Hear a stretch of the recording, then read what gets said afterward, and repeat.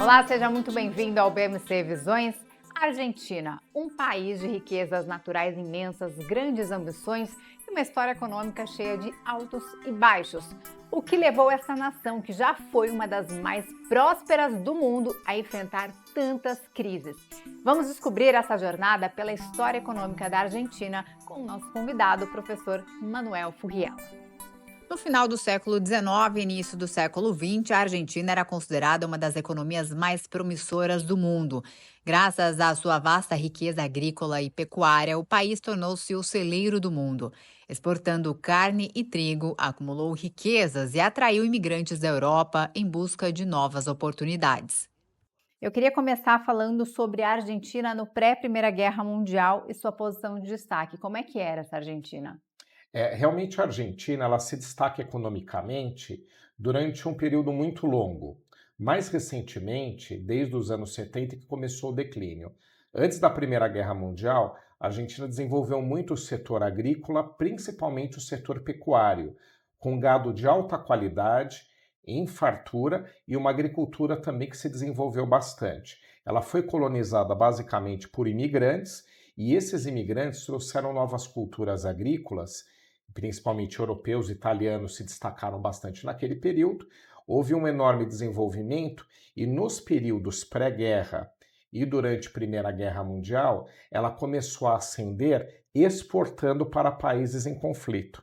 Então, por conta da desestabilização europeia e dos estragos, digamos assim, das consequências que a Primeira Guerra Mundial teve em todo o continente europeu, ela teve ali uma oportunidade de se tornar também uma potência exportadora. E, Manuel, e qual que era a posição da Argentina nesse momento, né? Final do século XIX, início do século XX, em relação à riqueza? Dá para se considerar que era um país desenvolvido? Sem dúvida, ele só não era totalmente desenvolvido porque você tinha um dos grandes males que a gente tem na América Latina, que é a concentração de renda.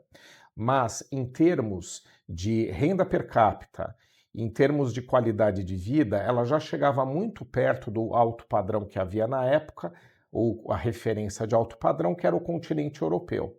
E durante esse período pré-Primeira Guerra Mundial e até a Segunda Guerra, ela começou a investir em outros indicadores, não só econômicos, que a qualificaram, um pouco depois desse período que você menciona, já como um país desenvolvido.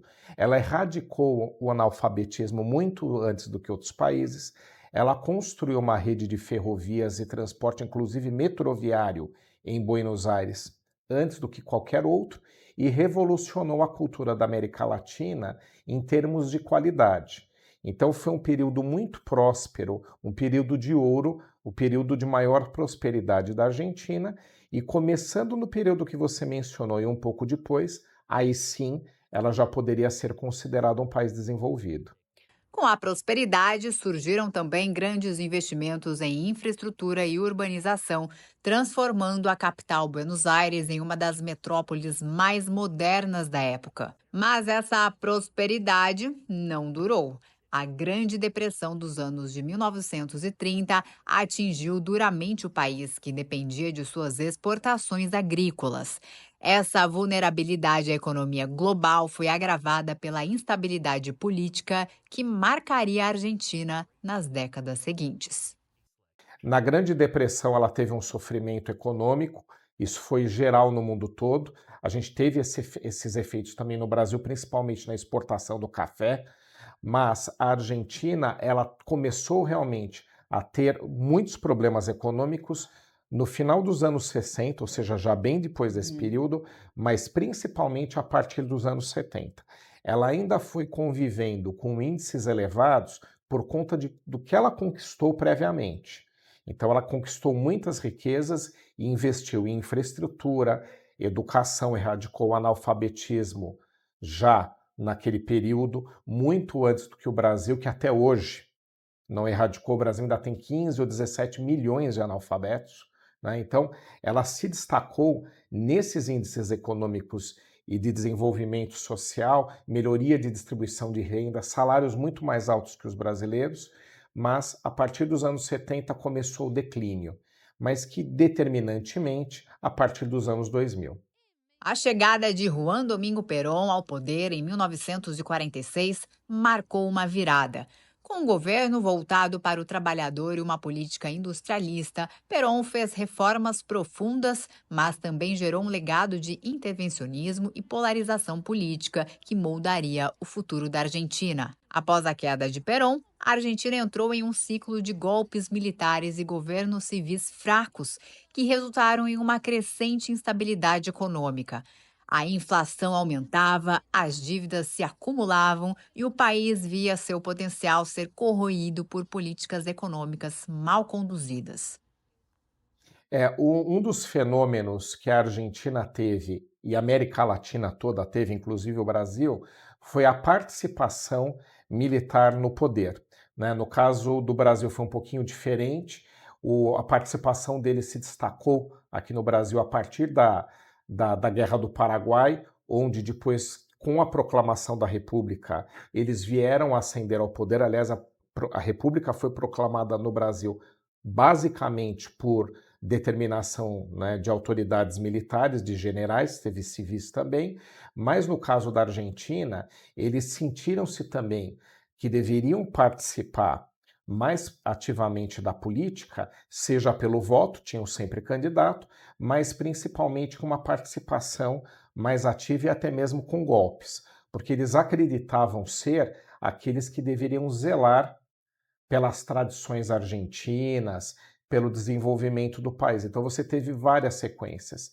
mas aquele que foi o momento pior realmente dessas tentativas e alguns golpes militares foi contra a Isabelita Perón, quando ela foi derrubada do poder, ela que era vice do próprio Perón, ele tinha morrido, e a partir daquele momento eles assumiram o poder e os atentados aos direitos humanos, à tortura, essas práticas que são as mais condenadas numa ditadura, no caso da Argentina, elas foram as piores da América Latina. Então, mais ou menos 30 mil argentinos foram mortos durante o período da ditadura. Então, ela foi sangrenta. E em termos econômicos, ela teve resultados desastrosos para a Argentina.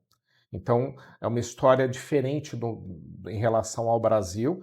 Nós também tivemos problemas de direitos humanos, não estou diminuindo, mas na Argentina a escala foi muito superior em termos a desrespeito, mortes, um legado negativo, muito mais negativo do que em outros países.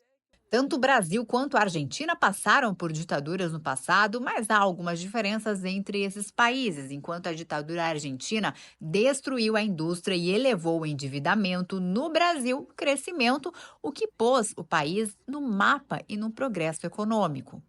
Por quê? Como é que você relaciona essa diferença? Foram totalmente diferentes.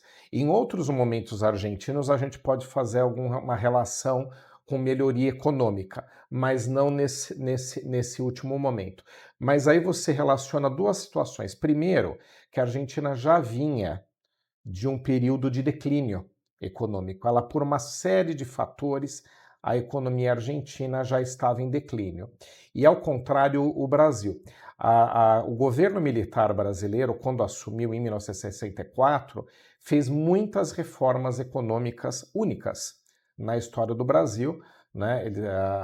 Uma equipe que o Roberto Campos era um dos nomes principais, né? Inclusive avô, né, do atual presidente do Banco Central, uma pessoa genial, de visão econômica muito relevante, e o governo militar foi muito reformista. Então nós tivemos, a partir de reformas profundas na economia, o milagre econômico dos anos 70, onde o Brasil teve crescimento de nível chinês. Só para dar um exemplo, em 1973, o Brasil cresceu 14%. Isso é um percentual elevadíssimo de crescimento econômico e vinha ali 11, 10, 9%, sempre muito alto. A Argentina teve no mesmo momento um declínio, porque ao invés das reformas serem feitas, as econômicas, no caso argentino, houve um agravamento do problema econômico com soluções mal sucedidas. Então, as trajetórias econômicas são completamente diferentes de Brasil e Argentina, principalmente nos anos 70. O Brasil também teve um período ali antes da proclamação da República de muita riqueza, de muita prosperidade ali na época, né, da família imperial. Quem que era o destaque ali estava ali na competição entre os mais ricos ali da América Latina? Quem que se destacava mais, Brasil ou Argentina? Como que era essa relação? O Brasil teve um momento, principalmente ali no final do Império, com Dom Pedro II, um momento também de bastante destaque, né? Ele teve uma gestão muito bem sucedida de unificação do país e também de crescimento econômico, mas naquele momento a Argentina passou ao Brasil. Então você tinha uma renda per capita muito mais elevada, as exportações, os produtos que a Argentina exportava eram de maior qualidade, havia uma maior diversidade e você teve uma sofisticação cultural. O Brasil também tinha, obviamente, um grande destaque, mas a Argentina, naquele momento, em termos de toda a América Latina, era o grande país de destaque. Não só em relação ao Brasil, mas se destacava em relação ao Chile, ao México, a outros países-chave da região. A Argentina teve ali um momento onde ela era o país mais sofisticado e mais desenvolvido da América Latina. No início do século XXI, a Argentina atingiu o fundo do poço. Em 2001, o país deu um calote em sua dívida, causando uma das maiores crises de sua história, um colapso bancário, hiperinflação e uma crise social sem precedentes. Bom, a dívida externa, ela teve um momento, dois momentos, né, na verdade, que afetaram vários países, né? Mas falando um pouco mais aqui da América Latina, para a gente situar Argentina, Brasil e México, que são as maiores economias. Durante os anos 70, por conta dos choques do petróleo, que foram dois, o de 73 e o de 79, as economias do mundo todo foram altamente afetadas. A inflação nos Estados Unidos foi recorde, por exemplo. País altamente importador à época de petróleo. O Brasil também. Hoje em dia a gente até exporta petróleo, mas nos anos 70 o Brasil importava cerca de 80% do petróleo. Um petróleo que foi triplicando, quadruplicando, quintuplicando de preço durante os anos 70. E aí, uma das soluções que foram adotadas pelo Brasil e outros países da América Latina foi a dívida externa. Não só para financiar a importação do petróleo que era necessária para movimentar a economia, mas para investir na própria economia. O Brasil partiu nos anos 70 para uma série de projetos estatizantes e muitos projetos econômicos, na construção da usina de Itaipu, as usinas nucleares, para tentar substituir ou diminuir a importação do petróleo. Até aí tudo bem, estava equacionado. Nos anos 80, começo dos anos 80, uma dívida externa que era grande na América Latina inteira teve um grande baque quando o governo americano subiu muito a taxa de juros. Ficou impagável. Então a crise da dívida externa, ela devastou nos anos 80 as economias da América Latina, principalmente a brasileira. Então aí nós tivemos a crise da dívida. Uma dívida grande, mas depois com uma taxa de juro muito elevado, impagável. O Brasil não gerava dólares suficientes para pagar naquela circunstância. A economia argentina, naquele declínio que começou nos anos 70, anos 80 com crise de hiperinflação, muito parecida com a do Brasil, lá era o governo Alfonsín, aqui era o governo Sarney, os principais períodos, né, de hiperinflação, tem outros, mas esses são os principais. E aí você desembocou numa situação onde a Argentina fez algumas reformas liberais no governo de Carlos Menem, né, o Cavallo era o ministro da Fazenda, houve uma dolarização da economia, coisa que o Brasil não fez, não dolarização completa porque não era o dólar a moeda, mas havia um vínculo entre a moeda local, que foi peso, austral, foi mudando de nomes, com o dólar. O Brasil não fez exatamente isso.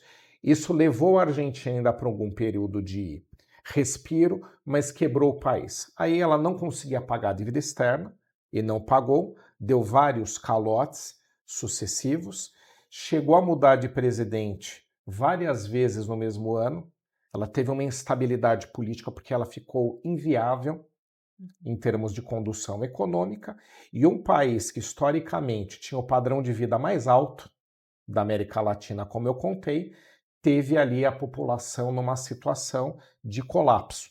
Então, houve um declínio econômico, um declínio do padrão de vida das pessoas, o governo adotando medidas das mais variadas, como, por exemplo, não permitindo ou congelando o câmbio de dólares, não permitindo o saque em moeda local. Então, um colapso nos anos 2000 realmente foi o pior que a Argentina, que já estava em declínio, sofreu.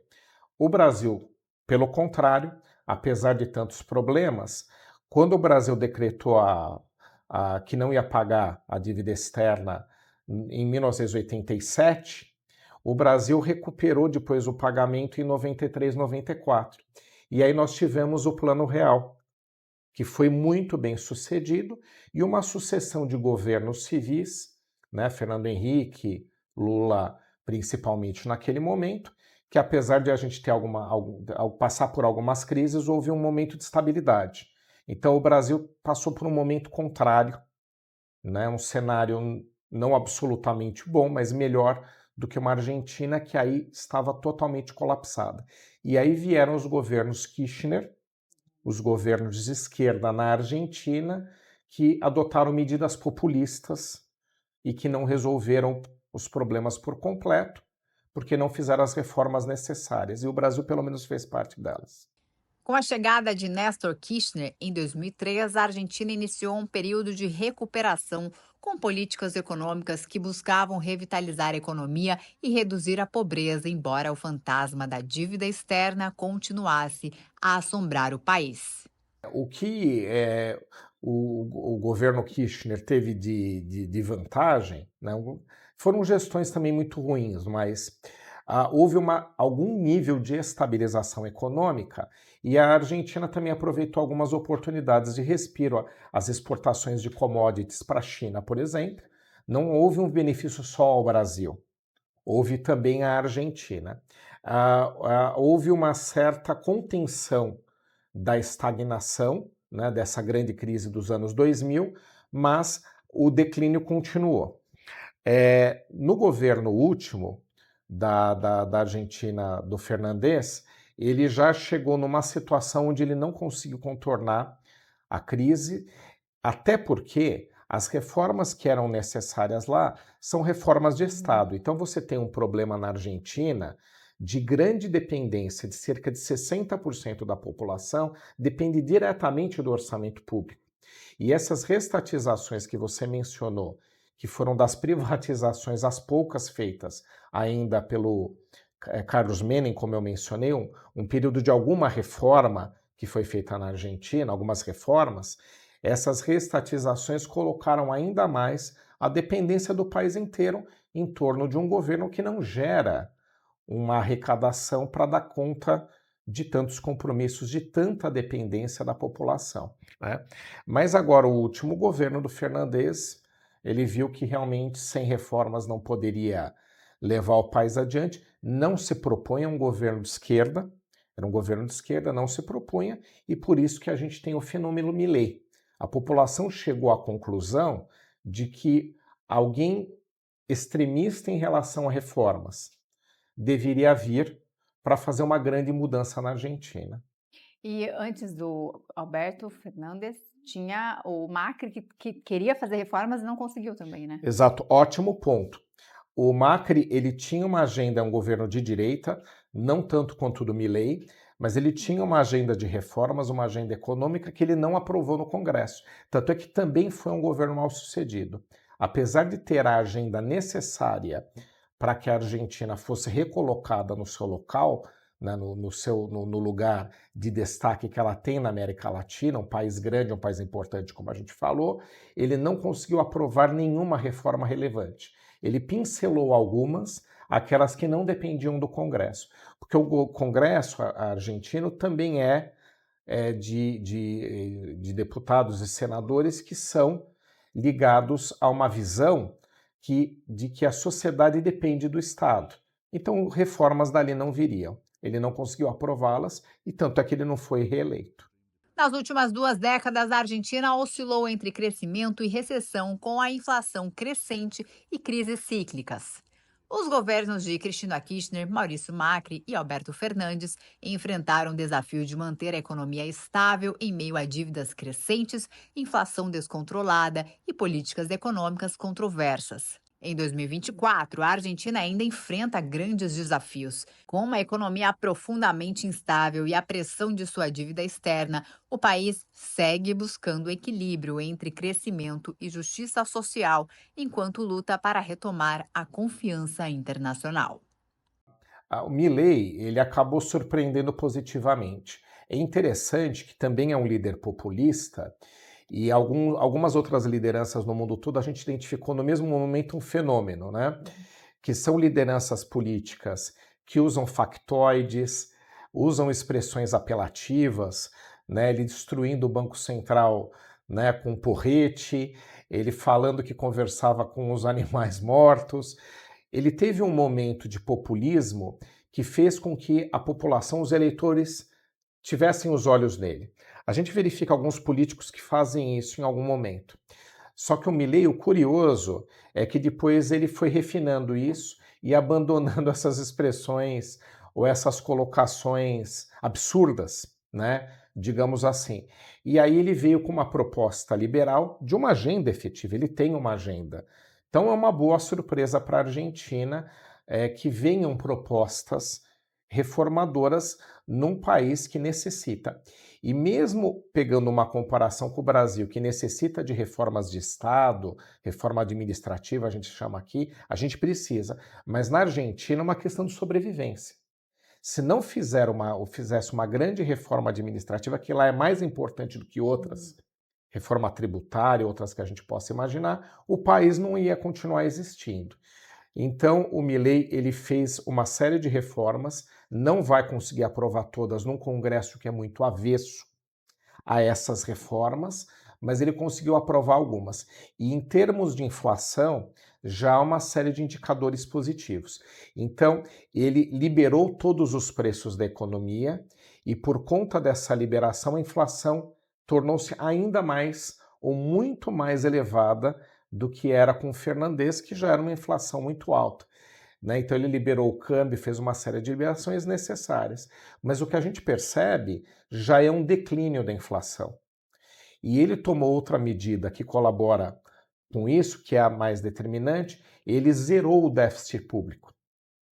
Então você tem ali duas combinações, liberação de preços, mas você tem aquela cartilha clássica da economia, né, principalmente ditada pelo FMI, que elogia muito as ações dele, que é a de você conter o déficit público. E ele zerou o déficit público a um grande custo, cortou muitas despesas, mas o resultado está começando a vir. E o curioso é que tanto a população percebe que as reformas têm que vir, que a popularidade dele é alta, mesmo perdendo tantos benefícios sociais, porque ele fez um grande ajuste econômico. As reformas, parte foram aceitas, o déficit público ele zerou e houve uma liberação econômica. Então, as perspectivas, mesmo não sendo aquelas que a Argentina merece, porque deveria fazer mais reformas, já sinalizam, né, uma situação inflacionária bem melhor do que ele herdou. A história econômica da Argentina é marcada por grandes desafios e reviravoltas. Apesar das décadas de crise, o espírito resiliente de sua população segue em frente, em busca de um futuro mais próspero e estável. Esse foi mais um programa BMC Visões. Nos vemos no próximo programa com um novo convidado, uma nova visão. Até lá!